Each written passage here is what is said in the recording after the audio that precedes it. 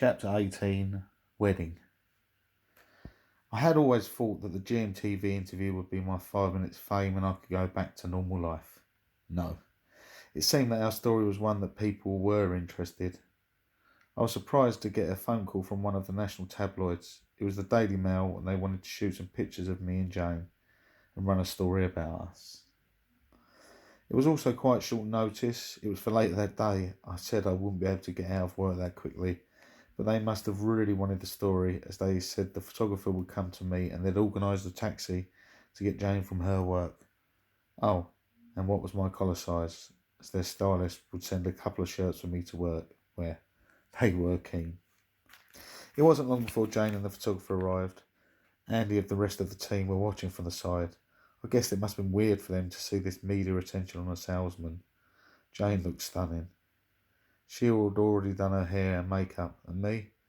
I hadn't even had a chance to get washed and brush up yet. I grabbed a clean shirt from the photographer and ran to the employee bathroom to get ready. It was time for our first photo shoot.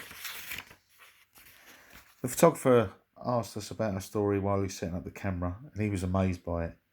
He even suggested that it would make a great book or film. I hadn't even considered that before, and I wondered which Hollywood stars would play me and Jane in the movie versions of our life.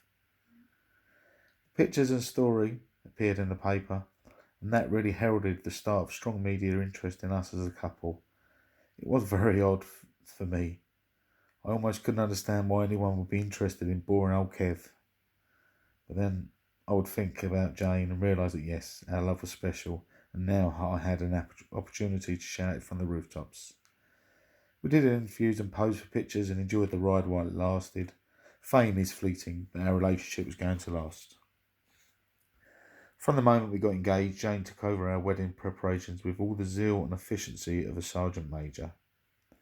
Before the congratulations of friends and family had time to finish echoing in our ears, we'd already been to several wedding venues and even went to a wedding fair. I had really only thought about married life with Jane. I hadn't really thought about the wedding. After the wedding fair, I realised why wedding planners stayed in business. From organising flowers, dresses, venues, transport, photographers, receptions, to, well, making sure everything runs smoothly on the day, earn their money. Thankfully, Jane was more than up to the tasks. We eventually decided to marry at a small church in Hornchurch with everyone staying at the park in Lakeside, where we'd also host a reception. I didn't want Jane to shoulder all the burden of organising the wedding, so took to organising the transport. I wanted to support local businesses, so I hired a local chauffeur who promptly disappeared with our deposit. I left countless messages on his voicemail and email before he eventually got in touch to say that he'd double booked himself and that there'd be a delay getting our deposit back. We eventually got our money back and Jane booked the cars and chauffeurs that she wanted. She also organised a bus to take away friends and relatives from the hotel to the church and back again. It didn't seem like much time had passed, but suddenly it was the night before the wedding. We were booked into the hotel with friends and family. I didn't have any last-minute worries about marrying Jane. I knew it was truly the best decision of my life. It was just the end of one chapter and the start of a new one. I was in the hotel bar with Dad, George, Alan. Alan was my best man and in charge of making sure I got to the altar in one piece. It was also my first time drinking with George. I didn't want to embarrass myself. Jane, her mum and Anja and the bridesmaids all stayed at our house. We managed to speak briefly on the phone, but she was busy organising everyone and everything. Jane had a full complement of bridesmaids with my little nieces Montana and Savannah, her best friend Sonia, and her cousin Emma. My nephew Ryan was her page boy. 31st of March 2007 dawned bright and early. I had shared a room with Fish, and he'd snored all night long. When he wasn't snoring, he ground his teeth, and boy did he grind them. It was actually worse than the snoring. He, along with Jane's other brother, Matthew, and Alan's brother Steve, were my ushers. After breakfast, people started to get into their wedding finery, and I had some time to kill. I had a nervous energy I wanted to work off, and it wasn't long before me, Alan, and the ushers were running around the grounds and generally letting off steam. We then had photos to do. I wished that I had Jane's organisation skills as I ran around chasing people and getting them to different areas of the grounds for different photographs. There were some formally posed pictures as well as some fun ones, including one of me and some close friends and family running around a tree. I also had some great photos of me and Dad. They were pictures I will cherish forever. Before I knew it, everyone was being herded onto the bus for the trip to the church. As I sat on the bus, I looked out the window and wondered at the turns of my life had taken. If it wasn't for that truck turning when it did, I'd be in Spain racing bikes, travelling the country. Instead, I was still in England, still suffering the effects of my brain injury and unable to ride again, but I had the most amazing fiancée and more love than I'd ever dreamed of. As we got closer to the church, I had a brief spell of panic when I thought, what if Jane doesn't show? She may be the best thing for me, but what if she could do better than me? I stopped the train of thought as deep in my heart I knew that Jane would arrive, and I did not want to panic to attack or mar our wedding day. And then we were there at the church. For a split second I wondered if this was all a dream, but reality snapped back in when I heard a car horn toot, breaking the spell. As I stood in the church grounds with Alan and George and Dad, I saw the caravan of cars approaching. Jane's Rolls Royce in the lead. I caught a glimpse of my beautiful bride and hurried inside. I waited at the altar, Alan joking this was my last chance to escape, and then my bride entered the church.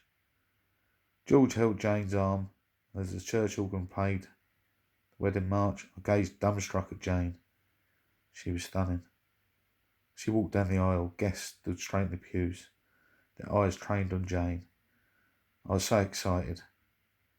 That moment before the ceremony began, for me, it was like waiting for the lights to change to green at a bike race. I even prayed, thanking God and my family for enabling this moment to happen.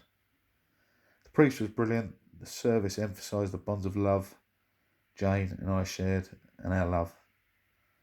I've been really nervous about a recitation of our vows. I really didn't want to forget what to say.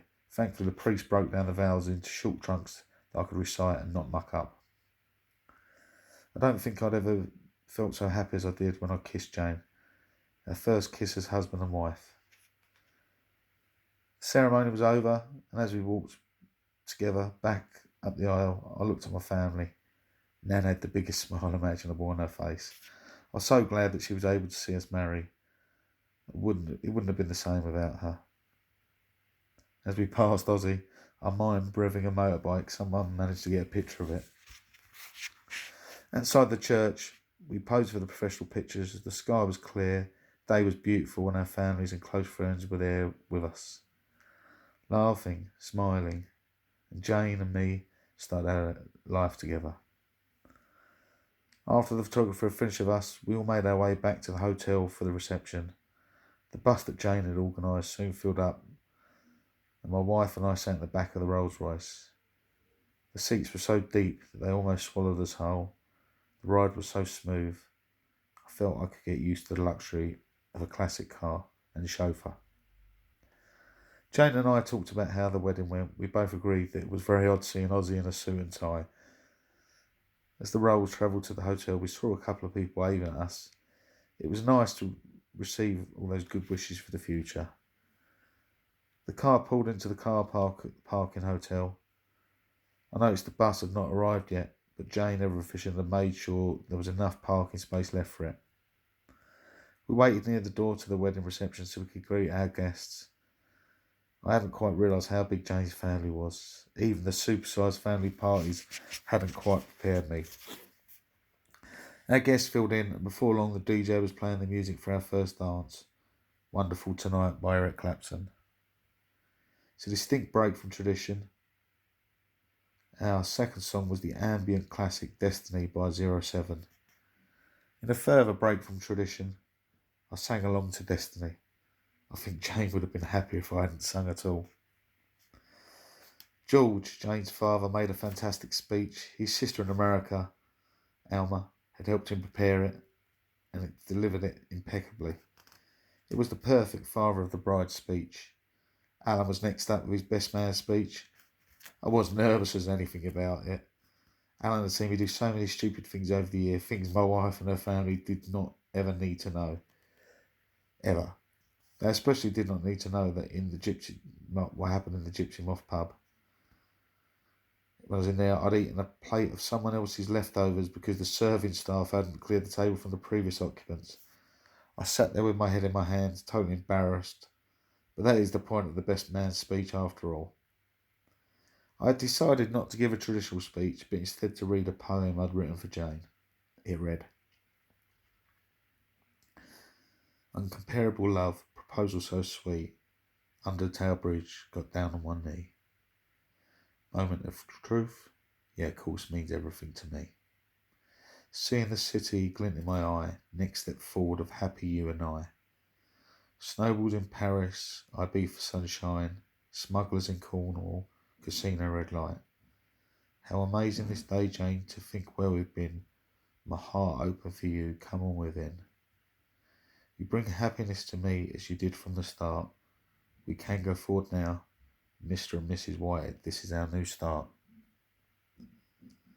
This did cause a few eyebrows to be raised, but the poem described our journey together, and more succinctly and sweetly than any speech could ever do. The celebrations ran into the evening. Some work colleagues attended in the evening, and it was great to share the good times with them. Nan told me how happy she was there to be and see me married. It meant a lot to me to have her approval and love. I sat back in the chair and watched my family and friends enjoy themselves. I had to laugh when I saw Dad hit the dance floor.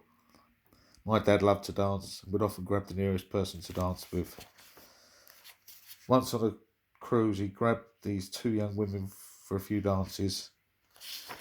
They had all had a great time boogieing. Mum had watched and laughed as Dad's ego was stroked by dancing with two pretty young ladies. As the night drew to a close and our guests departed from their own homes and beds, Jane and me made our way to the honeymoon suite. Our first night together as man and wife, we were exhausted.